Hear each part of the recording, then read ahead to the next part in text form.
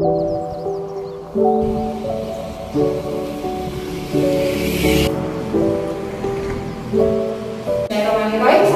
warahmatullahi wabarakatuh. Selamat pagi.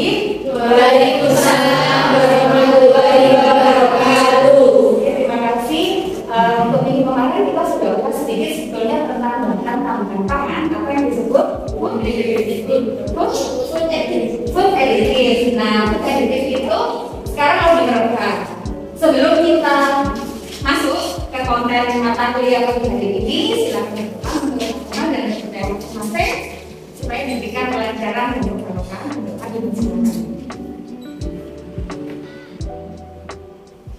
selesai.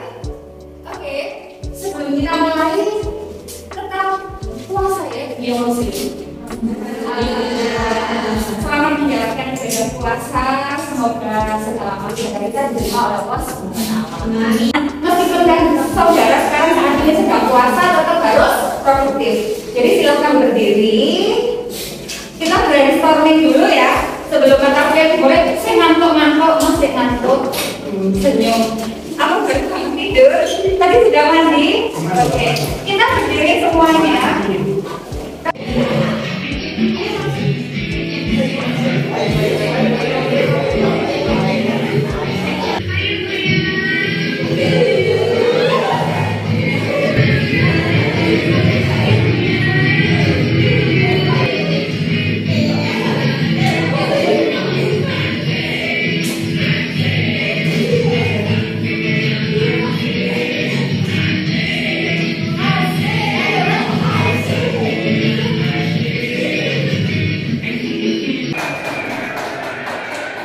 Untuk kita lihat, karena pada hari ini kita belajarnya adalah tentang tambahan pangan.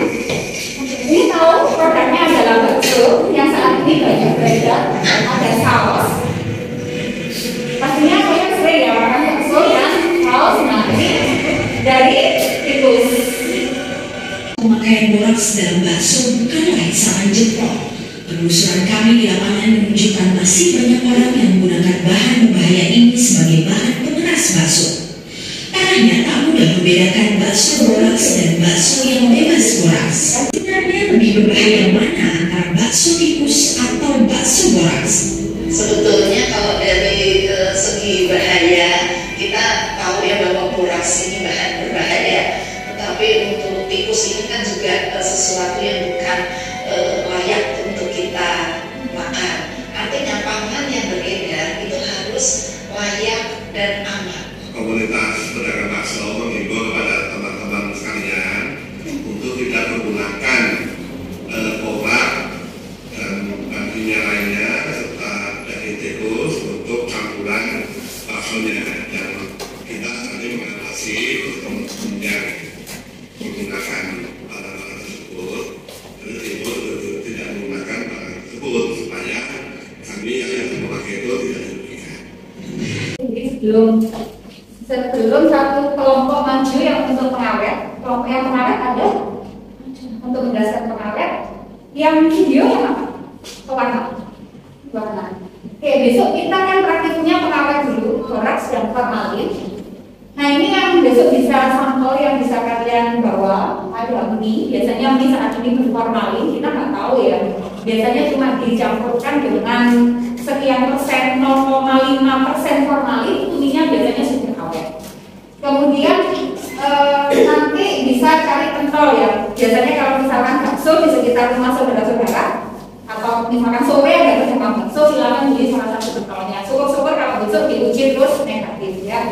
Jadi paling tidak kita bisa berhati-hati. Oh iya, bakso ini ternyata berbahaya dan tidak. Kalau kemudian sosis juga. Kalau misalkan di rumah ada ikan asin, kemudian di rumah ada ayam, boleh dibawa sedikit aja. Kita buka sampelnya sedikit. Jadi nanti kita belajar dulu bagaimana analisa terhadap adanya formalin dan boraks. Itu jadi ketika sudah diolah juga kita tidak akan tahu apakah itu ayam yang masih segar atau sudah mati kemarin, tinggal ditambahi dengan boraks. Jadi boraks dan formalin ini selain berfungsi sebagai pengenyal, jadi warnanya tadi mengkilap ya.